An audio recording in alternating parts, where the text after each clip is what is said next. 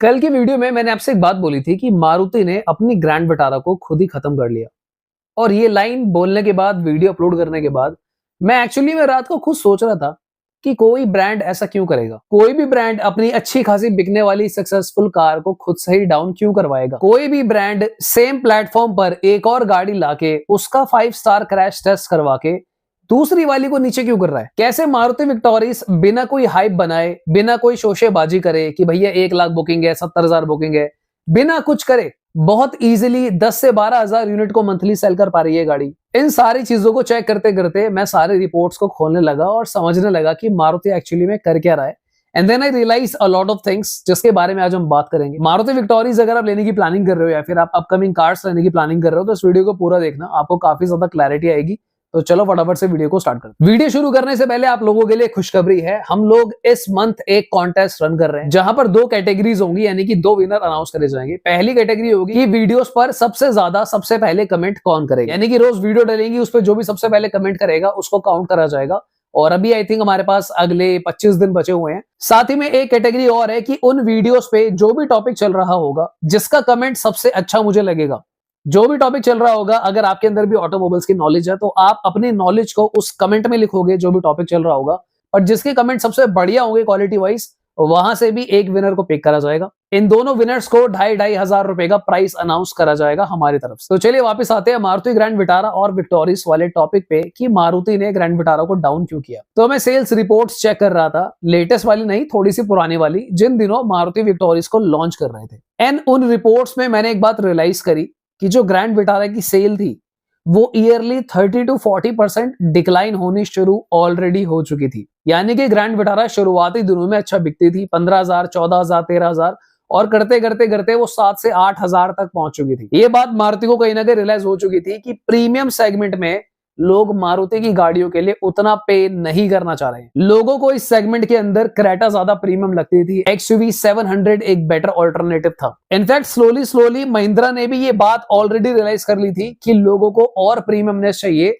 इसलिए उन्होंने कार की ब्रांडिंग ही चेंज कर दी। XUV 700 से वो XUV 7XO पे चले गए, इंटीरियर्स और भी ज्यादा एडवांस कर दिए ताकि दूसरे कॉम्पिटिटर जो है इस सेगमेंट में ऊपर ना जा पाए। ये जो किया सेल्टोस आप देख रहे हो, जो काफी टैकी लग रही है, काफी बोल्ड लग रही है, बहुत यूनिक लग रही है, उसका रीजन ही यही है कि किया को भी ये बात पता थी कि अगर इस सेगमेंट में रूल करना है तो कम पैसों में ज्यादा से ज्यादा ऑप्शन और बेटर चीजें ऑफर करनी है।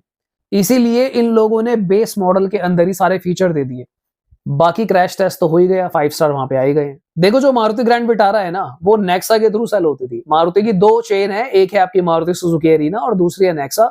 नेक्सा में आपको थोड़ी सी प्रीमियम कार्स मिलती हैं। आई मीन मारुति को ऐसा लगता है कि हमने जो नेक्सा बनाया है वो प्रीमियम है, तभी तो वो लोग इग्निस में सीएनजी नहीं देते। उनको लगता है कि इग्निस एक प्रीमियम कार है तो उसमें सीएनजी की नीड नहीं है। जबकि अरीना में आपको मारुति वैगनर हो गई या फिर सेलारियो हो गई, एस्प्रेसो हो गई, वहां पे सारी छोटी कार्स में सीएनजी मिलती है। मैंने ऐसे 1-1.5 साल पहले एक वीडियो में कहा था कि मारुति के पास ना एक सेगमेंट खाली पड़ा है जिसमें ये लोग एंट्री नहीं कर रहे, and that is XUV 700 and Alcazar वाला सेगमेंट, जो कि क्रेटा से ऊपर वाला सेगमेंट है। तो अब जो ग्रैंड विटारा है ना दोस्तों, उसका करा जाएगा हृदय परिवर्तन। ग्रैंड विटारा को करा जाएगा 7 सीटर और इसके लुक्स को और भी ज्यादा चेंज किया जाने वाला है। इसके इंटीरियर्स भी बहुत ज्यादा चेंज हो जाएंगे। यानी कि अब जो मारुति विक्टोरियस है ना, वो ही नई ग्रैंड विटारा है, क्योंकि अब जो ग्रैंड विटारा आएगी वो बहुत ज्यादा प्रीमियम मारुति बनाने की प्लानिंग कर रहे हैं। मारुति की कार्स का ना आप कोई भी बेस वेरिएंट उठा लो, किसी भी बेस वेरिएंट में आपको इतने फीचर नहीं मिलेंगे जितने मारुति विक्टोरियस में मिल रहे हैं।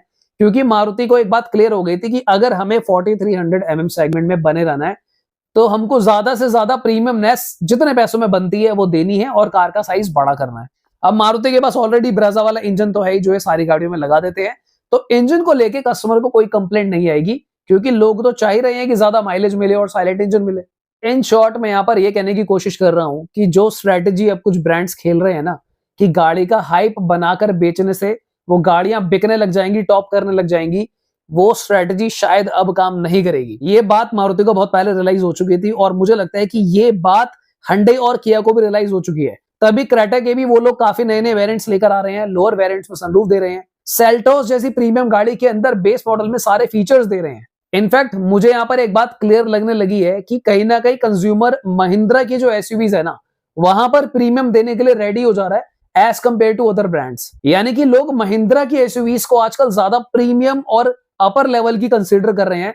तभी XUV 7XO हो गई या फिर थार हो गई, स्कॉर्पियो हो गई, इनका जलवा अलग ही चल रहा है और इनकी सेल्स स्टैटिक चल रही है। इस चीज से अगर मारुति को कंपीट करना है तो ग्रैंड विटारा को थोड़ा सा अलग करना पड़ेगा।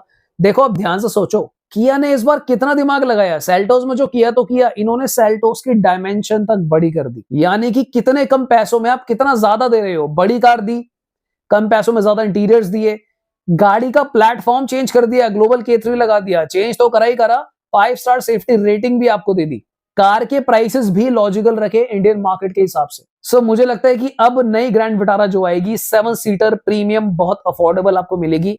एंड अगर ये वॉर का सिनेरियो नहीं बना होता तो मुझे लगता है इसके लीक्स ऑलरेडी आने शुरू हो जाते एंड कहीं ना कहीं हमको दिवाली के आसपास ये गाड़ी लॉन्च होती हुई नजर आ जाती। हालांकि अभी भी मैं अनश्योर हूं कि कब तक आएगी, बट बहुत जल्द मुझे लगता है आ सकती है। अब इससे पहले आप लोग ये सोचो कि मारुति ने तो अपना लॉस करा लिया, तो मारुति ने लॉस नहीं कराया, यही तो मैं आपको समझा रहा हूं। मारुति बहुत चालू कंपनी है।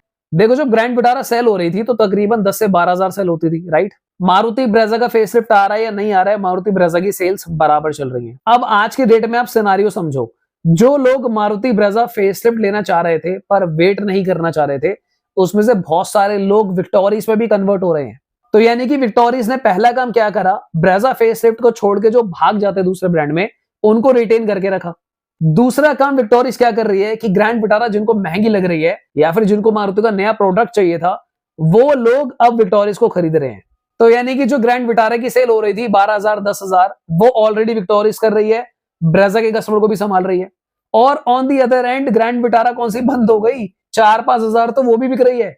तो इस स्टेप से मारुति ने उल्टा 5,000 के करीब सेल अपनी बढ़ाई है, कम नहीं करी है। So the logic is, Maruti ने सेम इंजन के ऊपर, सेम प्लेटफॉर्म के ऊपर, ऑलमोस्ट सेम बिल्ड क्वालिटी देकर अपनी कार की सेल्स को 5 से 7 हजार नंबर बढ़ा लिया। अब इसको आप बढ़ा लिया भी बोल सकते हो या फिर ये भी बोल सकते हो कि टाइम के साथ साथ जो ब्रांड की सेल कट रही थी या फिर गिरती, उनको बचा लिया। क्योंकि मारुति की सेल अगर आप लेटेस्ट रिपोर्ट्स देखोगे ऑलमोस्ट आइडेंटिकल चल रही है, कोई बहुत मेजर ड्रॉप नहीं है कि 10% गिर गया, 12% गिर गया दूसरे ब्रांड्स की वजह से। विक्टोरिस अगर आप लेने की प्लानिंग कर रहे हो तो आप बिल्कुल भी कोई गलती नहीं कर रहे हो। उसका रीजन मैं आपको समझाता हूं। विक्टोरिस एक सेफ कार है, इसका प्लेटफॉर्म सेफ है, it's a 5 star global NCAP car, यानी कि बी एनकैप में तो आई है इसकी 5 स्टार, ग्लोबल एनकैप से भी 5 स्टार लेकर आई। अगर हम फीचर्स की बात करें, it's a feature rich car, आपको ऑलमोस्ट सारे फीचर इस गाड़ी में देखने को मिलते हैं। हाइब्रिड में भी अवेलेबल है, बेस मॉडल के अंदर भी आपको ये गाड़ी जो है बेस्ट से बेस्ट फीचर दे रही है। अगर हम स्पेस की बात करें तो डिसेंट स्पेस है जितना इस सेगमेंट की कार्स में आता है।